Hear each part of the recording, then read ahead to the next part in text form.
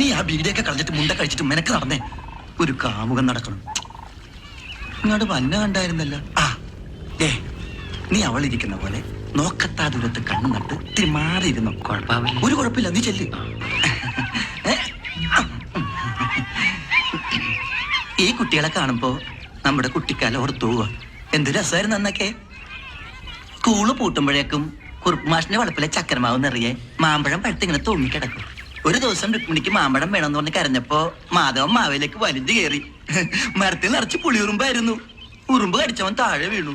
അപ്പോഴും പിടിവിടാതെ 2 ചക്കര മാമ്പഴം അവൻ നെഞ്ചോട് ചേർത്ത് പിടിച്ചിട്ടുണ്ടായിരുന്നു. ഒക്കെ ഇന്നലെ കഴിഞ്ഞ പോലെ തോന്നുന്നു. രുക്മിണിക്ക് ഓർമ്മയില്ലേ? ഇല്ല. ഓർമ്മയുണ്ടാവില്ല. അന്ന് നിങ്ങൾക്ക് 4.5 വയസ്സല്ലേ പ്രായമുള്ളൂ. അതാ ഓർമ്മ വയ്ക്കാത്തത്. പ്രായം അതല്ലേ. അവിടെ എന്താണ്? കാലം നമ്മളെയൊക്കെ വല്ലാതെ മാറ്റിയിരിക്കുന്നു. ഇതായിരിക്കുന്ന കണ്ടോ പാവം.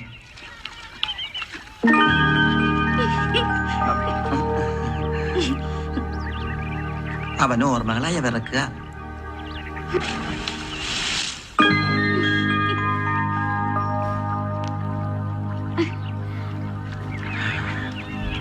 മനസ്സിൽ കുറ്റബോധം തോന്നി തുടങ്ങിയാൽ പിന്നെ ചെയ്യുന്നതെല്ലാം യാന്ത്രികമായിരിക്കും. My phone number is. അല്ല, രുക്മിണിക്ക് അറിയോ, മാധവൻ ഇന്ന് അതുപോലൊരു യന്ത്രമാണ്. ആർക്ക് വേണ്ടിട്ട് കറക്കാലോ. ഈ ഡയലോഗ് ഞാൻ എവിടെ കേട്ടിട്ടുണ്ടല്ലോ. എന്താ തിയേറ്ററിന്റെ അടുത്താണോ വീട്? കേട്ടിട്ടുണ്ടാവും. മനുഷ്യ ജീവിതം എല്ലായിടത്തും ഒരുപോലെയാണല്ലോ. മാധവന് രുക്മിണിയെ ഭയങ്കര ഇഷ്ടാ. പക്ഷെ രുക്മിണി കാണുമ്പോഴൊക്കെ കടിച്ചിടാൻ ചെല്ലിയല്ലേ. അതുകൊണ്ട് അവന് പറയാൻ ധൈര്യമില്ല. ശരിക്കും ഇഷ്ടാ. പ്രേമം, ലവ്, കാതൽ, മൊഹബത്ത്, പ്യാർ.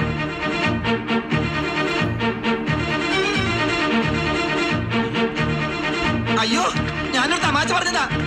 അവനൊന്നും ചെയ്യല്ലേ. ഞാൻ കേട്ടത് സത്യാണോ? മാധവൻ എന്നോട് ശരിക്കും ഇഷ്ടാ? പ്രേമം, കുറ്റബോധം കാരണം മാധവൻ ഏതോ യന്ത്രമായി പോയിന്ന് പറഞ്ഞു. ഏത് കമ്പനിയുടെ യന്ത്ര? അങ്ങനെ ഇന്ന കമ്പനി ഒരു യന്ത്രം. പക്ഷെ എനിക്ക് ആ പഴയ മീശ മാധവനെ ഇഷ്ടം. ഏത് വെല്ലുവിളിയും സ്വീകരിക്കുന്ന കായംകുളം കൊച്ചിനയുടെ പിന്മുറക്കാരനായ മീശ മാധവൻ. മാധവൻ ഒരിക്കൽ കൂടി എന്റെ വീട്ടിൽ തന്നെ കയറി മോട്ടിക്കണം.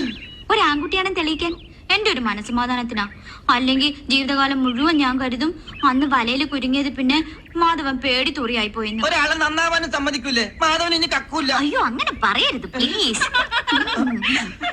എടാ മാധവ, ഈ താടകന്മാരുടെ ഇടയിൽ എന്നെ കണ്ടു പോകല്ലേ.